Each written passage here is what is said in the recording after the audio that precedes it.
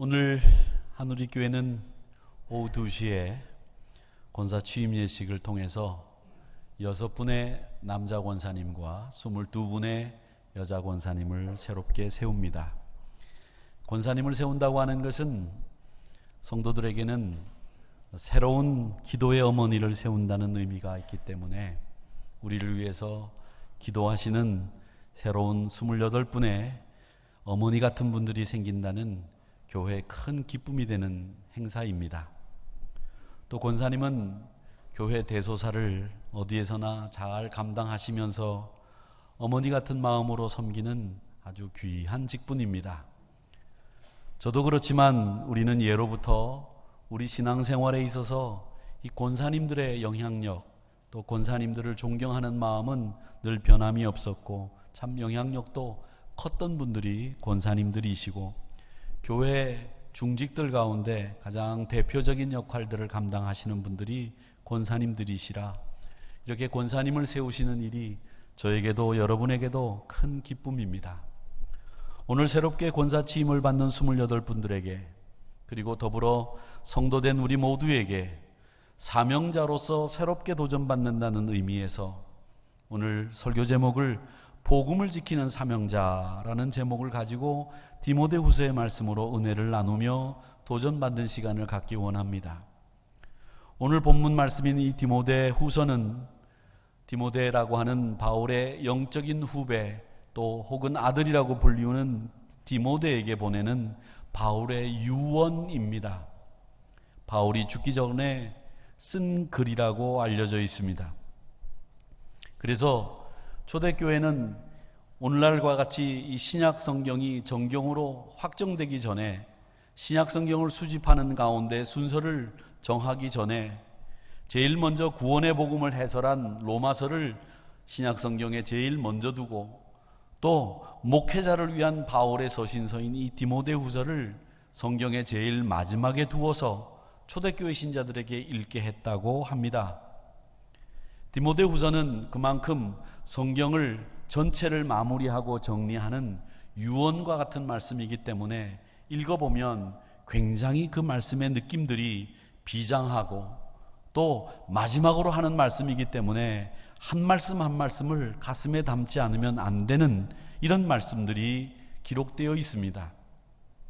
디모데후서는 4장으로 만들어져 있는데 1장은 복음을 지키라는 명령으로 그 1장이 만들어져 있고 2장은 복음의 사명자 군사가 되라는 명령이 담겨져 있고 3장은 종말의 때가 가까이 오니 너희들이 이 종말의 때를 이기기 위해서 유익한 것은 하나님 말씀밖에 없다. 4장은 전도자의 직무를 다하는 것이 우리가 이 시대에 해야 될 일이다. 이런 내용들이 디모데후서에 기록되어 있습니다.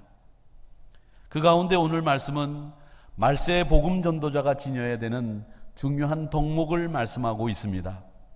그 덕목 가운데 바울이 디모데에게 하시는 말씀은 이것입니다. 말세의 복음 전도자는 강해야 된다는 얘기입니다.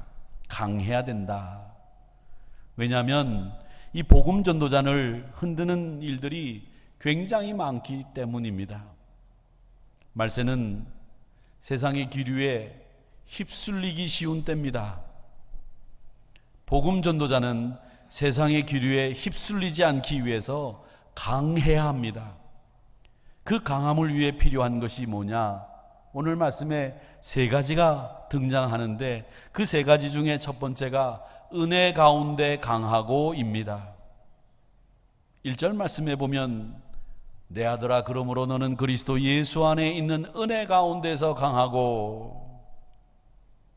강해지기 위해서 우리에게 은혜가 있어야 되는데 그 은혜는 그리스도 예수 안에 있는 은혜라는 말씀입니다.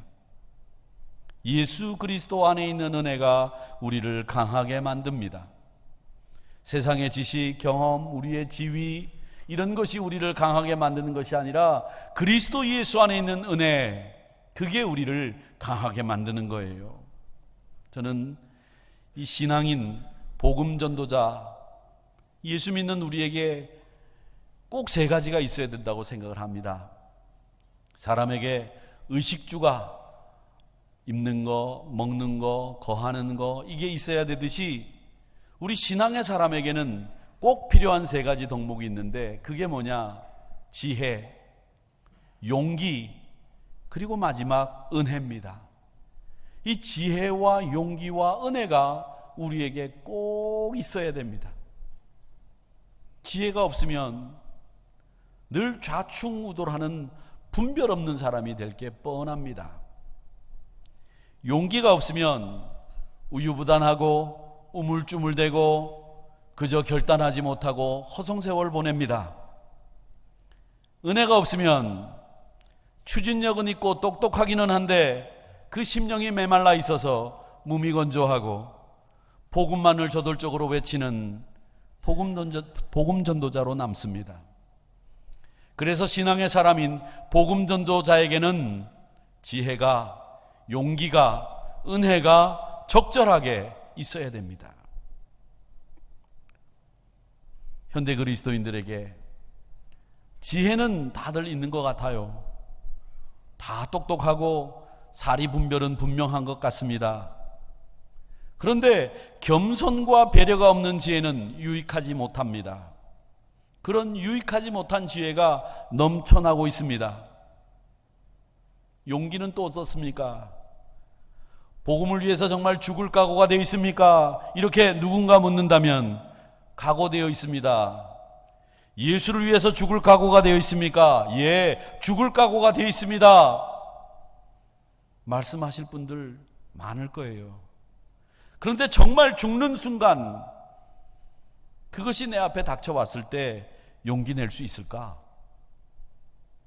그 순간을 맞이하기 전까지는 우리가 말뿐인 이 용기는 얼마든지 말로 할 수 있습니다마는 정말 그런 순간 앞에 내가 죽을 수 있을까?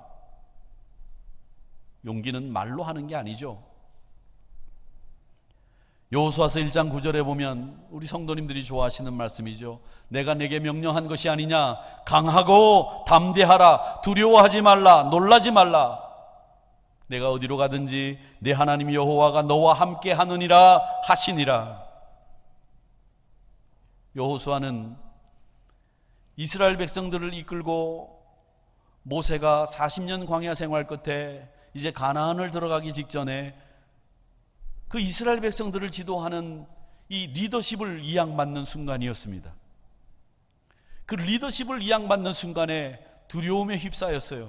정말 내가 이스라엘 백성들을 가나안까지 잘 들어가서 땅을 분배하고 그곳에 사는 원주민들을 쫓아내고 하나님 나라를 완성할 수 있을까? 그때 하나님이 주신 말씀, 용기와 위로의 말씀이 강하고 담대하라. 두려워하지 말며 놀라지 말라.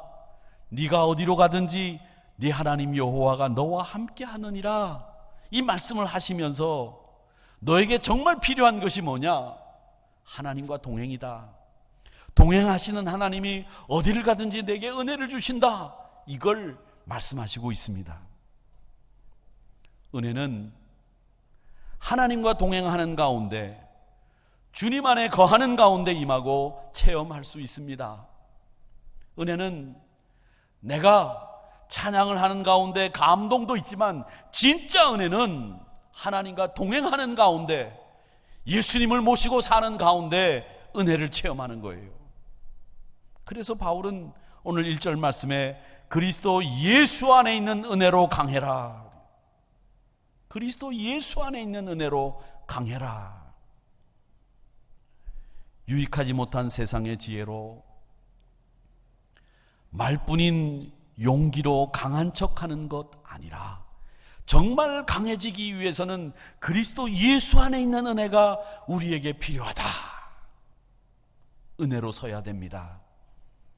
사랑하는 권사 취임자 여러분, 그리고 한우리 성도 여러분, 은혜로, 그 은혜도 그리스도 예수 안에 있는 은혜로 강해지시는 권사 취임자들과 우리 한우리 성도님들이 되시기를 주의 이름으로 축원합니다.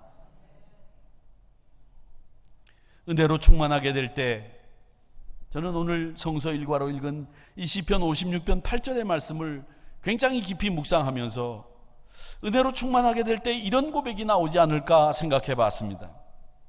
나의 유리함을 주께서 계수하셨사오니 나의 눈물을 주의 병에 담으소서. 이것이 주의 책에 기록되지 아니하였나이까. 이 말씀은 한마디로 주님, 내 눈물을 주의 눈물병에 담아두세요. 그리고 주님의 눈물병에 담겨있는 다른 사람의 눈물도 보게 해주세요. 이런 말입니다. 내 슬픔을 이해해 주시는 주님, 그 주님을 향해서 제가 슬프고 괴롭습니다. 저의 슬픔을 이해해 주세요. 그런데 저의 눈물만 이해하고 슬픔만 이해하는 것이 아니라 저로 하여금 남의 눈물도 남의 슬픔도 이해할 수 있도록 도와주세요. 그 말이 주의 눈물병에 저의 눈물을 담아주세요 라는 말이 갖고 있는 뜻입니다.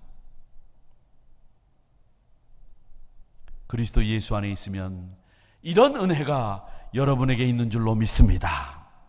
배려의 눈물, 남을 헤아리는 마음가짐, 은혜 받지 않으면 가질 수 없는 마음가짐, 그 은혜가 우리를 강하게 만든다는 사실을 기억하면서 이미 권사님이 되신 분들도 또 권사 취임을 받는 분들도 하누리교회 성도님들도 다 한결같이 그리스도 안에 있는 은혜로 강해지시기를 축원합니다.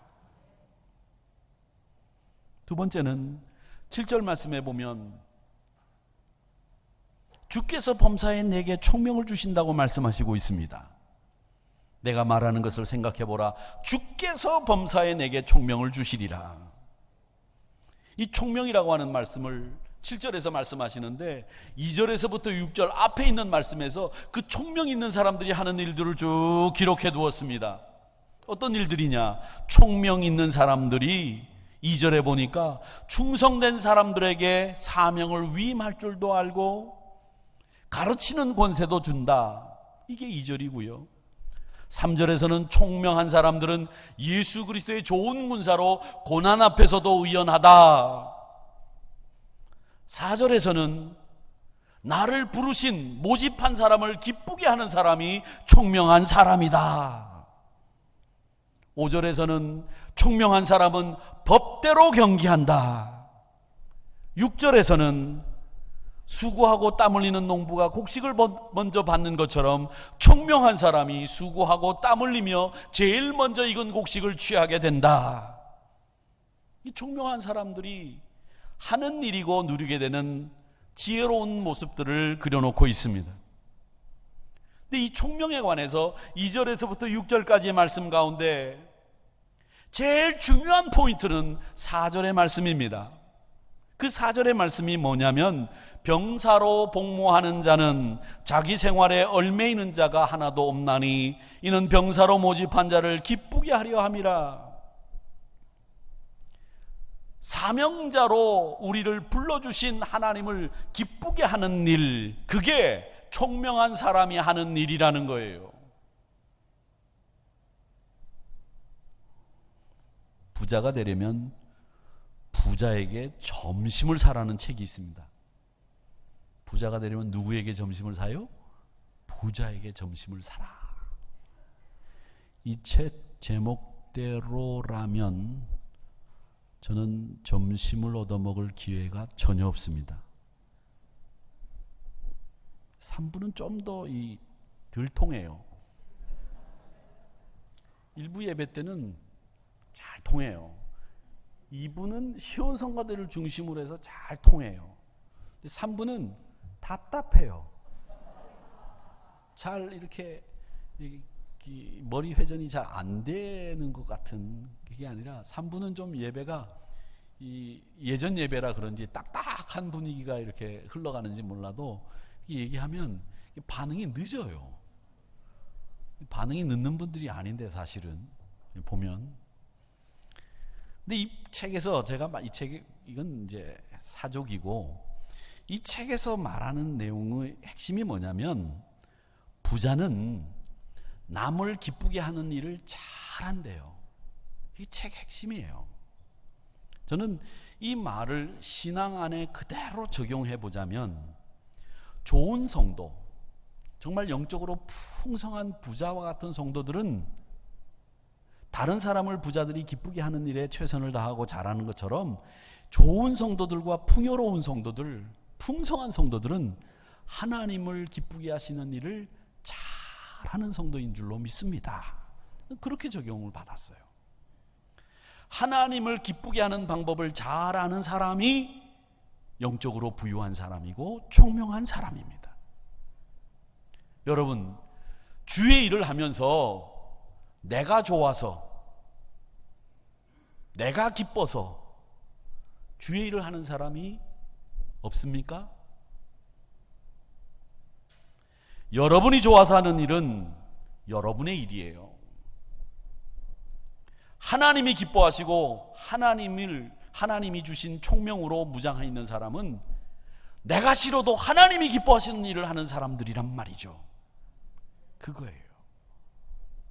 사명자들은 내가 기뻐하고 좋아하는 일을 하는 사람들이 아니라 정말 하나님이 기뻐하시는 일이 뭔 줄 알고 그 일을 하는 사람들입니다.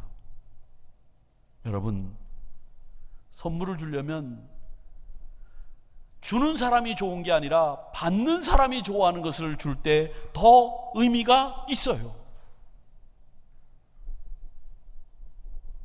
저는 제가 선물에 관해서 그런 말씀을 우스갯소리로 해드린 적이 있는데, 저는 제 몸에 지닐 수 있는 게 진짜 선물이라고 생각을 하는데, 우리 가족 중에 한 분이 제 생일날 선물을 주셨는데 접시를 줬어요. 접시.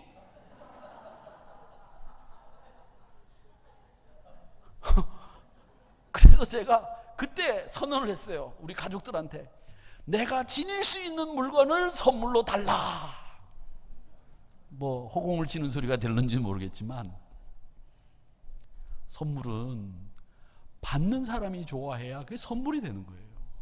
마찬가지로 주의 일은 하나님 기뻐하셔야 그게 주의 일이지, 내가 기뻐하는 일 아무리 해봐야 그건 주의 일일 수 있지만 여러분 마음에 드는 일만 한 거 아닙니까? 총명한 사람은 하나님이 기뻐하시는 일을 하는 겁니다. 그러니까 세상적으로 똑똑해지는 거 좋은 일이지만, 저는 세상적으로 똑똑한 일은 좋은 일이지만 신앙 안에서 똑똑한 것보다는 좀 신앙 안에서는 바보여야 된다고 생각합니다. 대신 하나님에 대해서만큼은 똑똑해지셔야 돼요. 하나님에 대해서 똑똑해진다는 말은 뭐냐?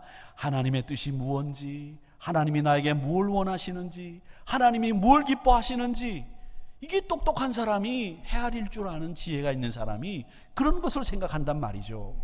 그게 총명입니다. 그게 우리를 강하게 만들어준다. 그래서 오늘 말씀에 뭐라고 얘기합니까? 범사에 내게 총명을 주시리라. 복음 전도자로서 복음을 지키는 사명자, 강한 능력의 사명자들은 우리 하나님이 주시는 총명함으로 하나님을 어떻게 하면 기쁘게 해드릴 수 있으며, 어떻게 하면 내가 사명을 감당하며 하나님께 영광을 돌리고 하나님을 기쁘게 해드릴 수 있을까, 이걸 생각하는 사람이라는 거죠. 마지막으로 복음을 지키는 사명자는 8절 말씀에 보면 이렇게 이야기를 하고 있습니다. 내가 전한 복음대로 다윗의 씨로 죽은 자 가운데서 다시 살아나신 예수 그리스도를 기억하라. 기억하라. 아까 설교서두에 디모데후서가 1장은 뭐고 2장은 뭐고 3장은 뭐고 4장은 뭐다 이렇게 쭉 설명을 드렸습니다. 복음을 지켜라, 좋은 군사가 되라, 또 여러분들이 복음을 위해서 어떻게 사명을 감당해야 되는지, 충성된 사람, 그리고 하나님의 말씀이 내게 유익하다. 그 다음에 4장에 가서는 복음의 직무자로서 네 직무를 잘 감당해라. 이게 1장, 2장, 3장, 4장이다 이렇게 말씀을 드렸는데, 이 디모데후서를 한마디로 요약해라 이렇게 말씀을 드리면, 누가 시험 문제가 나오면 여러분은 디모데후서 2장 8절의 말씀을 적으면 이건 디모데후서의 요약이에요. 디모데후서의 요약이 뭐냐? 디모데후서 2장 8절이다. 내가 전한 복음대로 다윗의 씨로 죽은 자 가운데서 다시 살아나신 예수 그리스도를 기억해라. 이게 디모데후서의 요약이에요. 그 2장 8절 요약 가운데 한 단어를 하나 더 요약하라고, 더 압축하라고 하면 기억이라는 단어를 요약하면 됩니다. 기억. 그러니까 디모데후서는 2장 8절이 디모데후서의 요약이고 그 2장 8절에 기억이라고 하는 단어가 제일 중요한 메시지입니다. 초대교회 신자들이 로마 제국이 박해를 가하니까 비밀리에 요즘 번개 모임이라고 하듯이 이렇게 갑자기 모이듯이 그렇게 순식간에 연락을 취해서 이곳저곳에서 예배를 드리면서 나누던 인사말이 있습니다. 그 인사말이 뭐냐면 메멘토 모리입니다. 책으로도 나왔던 제목인데 라틴어입니다. 너희 죽음을 기억하라.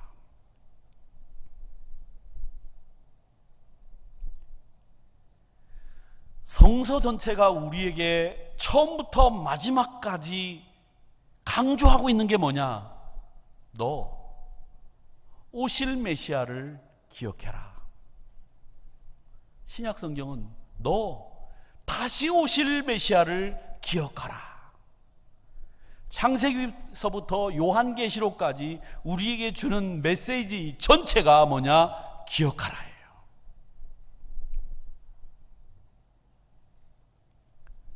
우리 사람은 잊혀지는 것을 아주 싫어합니다. 이게 본능이에요. 그래서 사람이 나이가 들면 들수록 남에게 잊혀질까 두려운 마음이 커진대요. 그래서 이 남자들이 나이가 들면서 명예욕이 생기는 이유 중에 하나가 내가 남에게 혹시 잊혀지지 않을까라는 이 두려움 때문에 명예에 대한 이 욕심이 막 생긴다는 거죠. 그리고 제가 지난 주일날 또 책을 읽다 보니까 사람들이 특히 남자들이 나이 먹으면서 조심해야 될 게 있는데 그걸 이런 사람이 되지 말아야 된다고 하는 것 중에 하나가 맨스프레인이라고 하는 말을 쓰더라고요. 그 맨스프레인이라는 말이 뭐냐면 가르치려고 드는 사람. 남자들이 나이 들면 가르치려고 든대요. 자꾸. 그래서 나이 들면 가르치려고 들지 말고 입을 다물어라. 뭘 다물어라?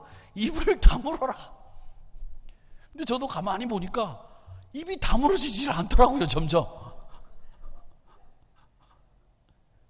맨스프레인이 돼가는 거예요. 자꾸 가르치려고 들고 입을 열려고 하고 그러면서 이 명예에 대한 생각을 하는 것이 잊혀질까 봐. 잊혀지는 것을 싫어하면서 우리는 근데 있는 걸 너무 잘하잖아요. 하나님도 잊어요.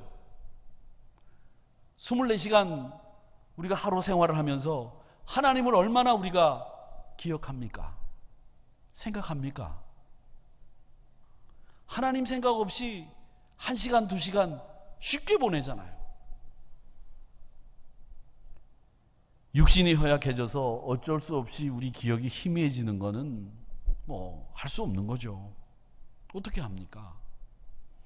그런데 잊지 말아야 할 것을 잊어버리는 거예요. 신앙은 기억하는 일입니다.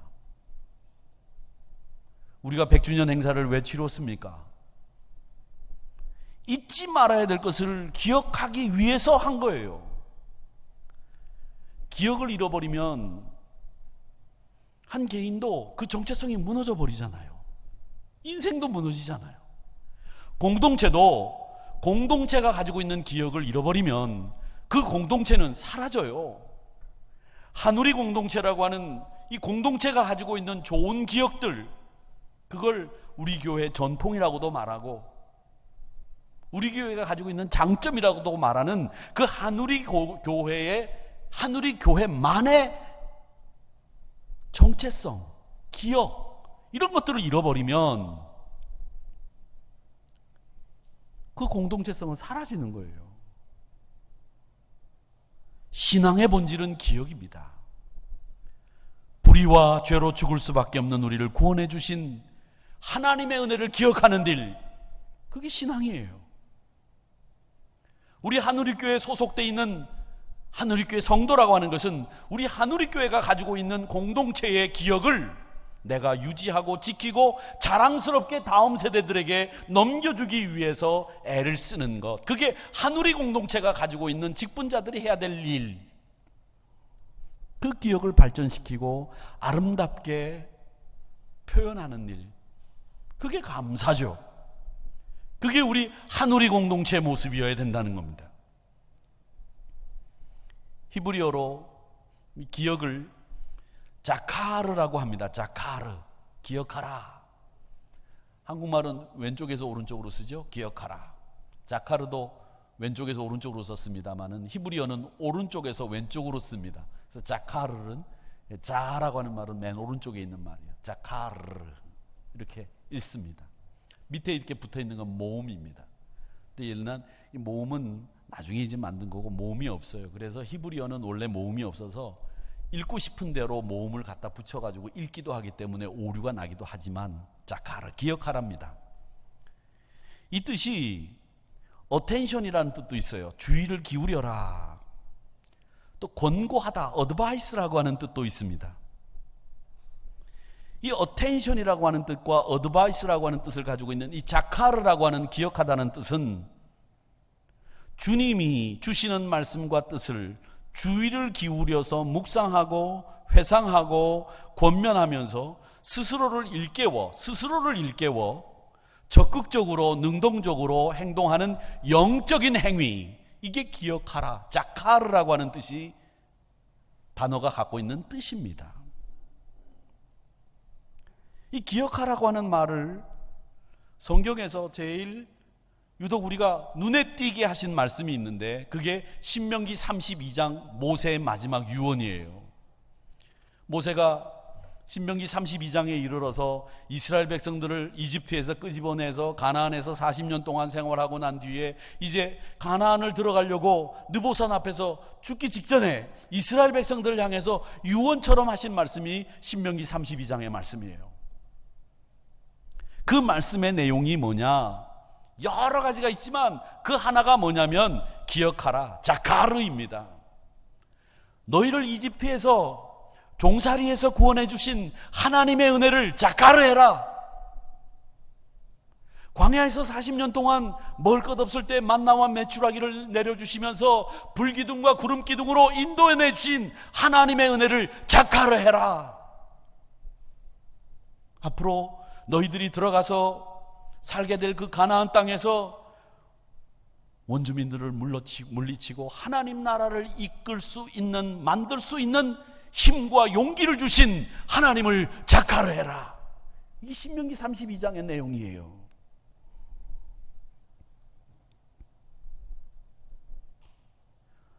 주의를 기울여서 묵상하고 회상하고 권면해서 일깨우면서 내가 자카르해야 되는 것이 무엇일까?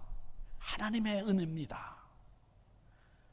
높으신 하나님께서 이스라엘 백성들을 택하셔서 당신의 자녀 삼으시고 이방의 노예로 고통당하는 것을 보시지 않고 소망 없는 삶을 소망의 삶으로 바꾸어 주신, 눈동자같이 지켜주신 은혜 자카르해라.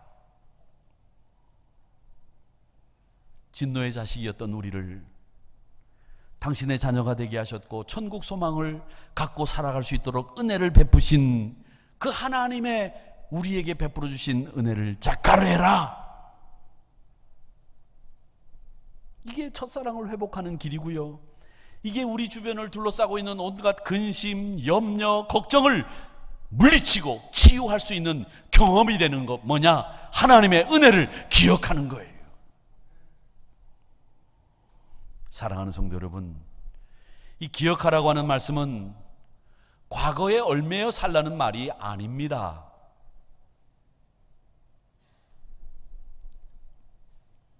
지난주 저를 굉장히 좋아하셨던 목사님 한 분이, 총회장을 지내셨던 목사님 한 분이 소천되셔서 제가 문상을 다녀왔습니다. 문상을 가니까 제가 부목사를 10년 정도 했는데 한 교회에서 10년 부목사를 하면서 제가 섬겼던 목사님과 절친이셨어요.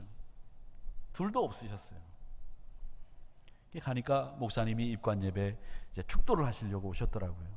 앉아서 같이 식사를 하고 목사님이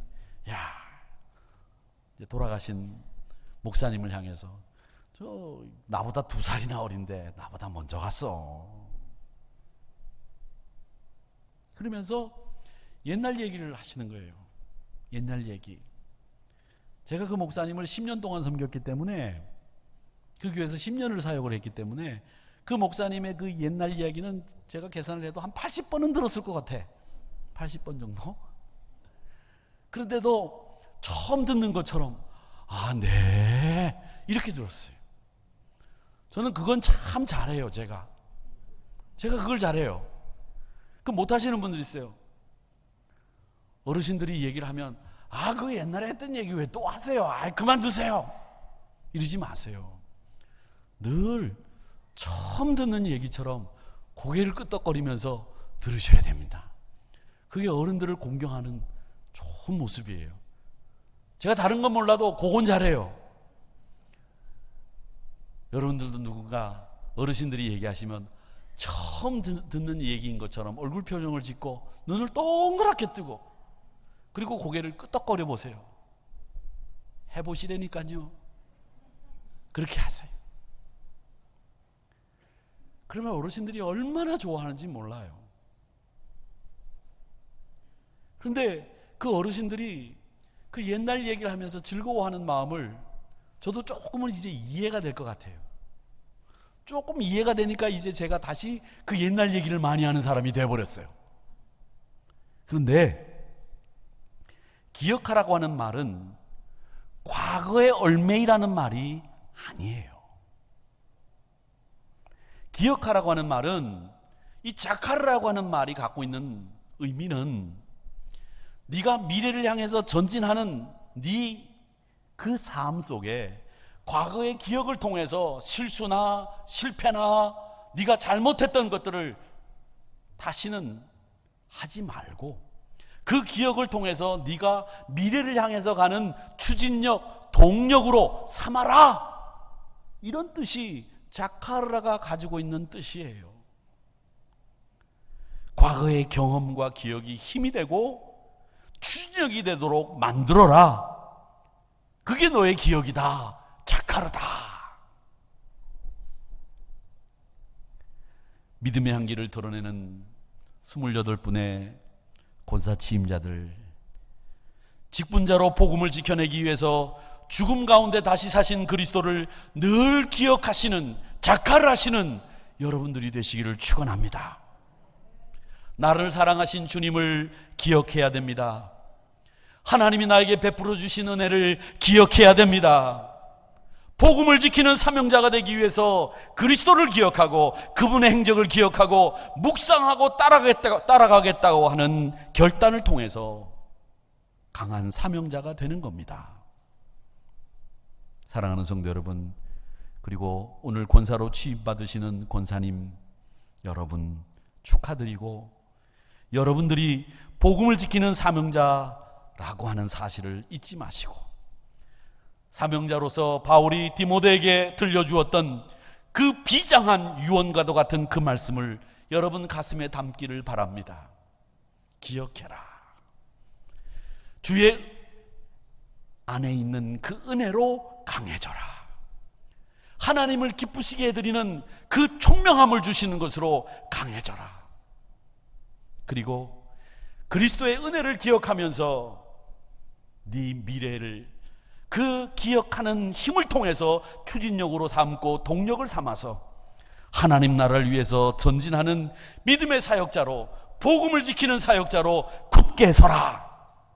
이 말씀을 우리 가슴속에 담으면서 늘 승리하시는 여러분들이 되시기를 주님의 이름으로 축원합니다.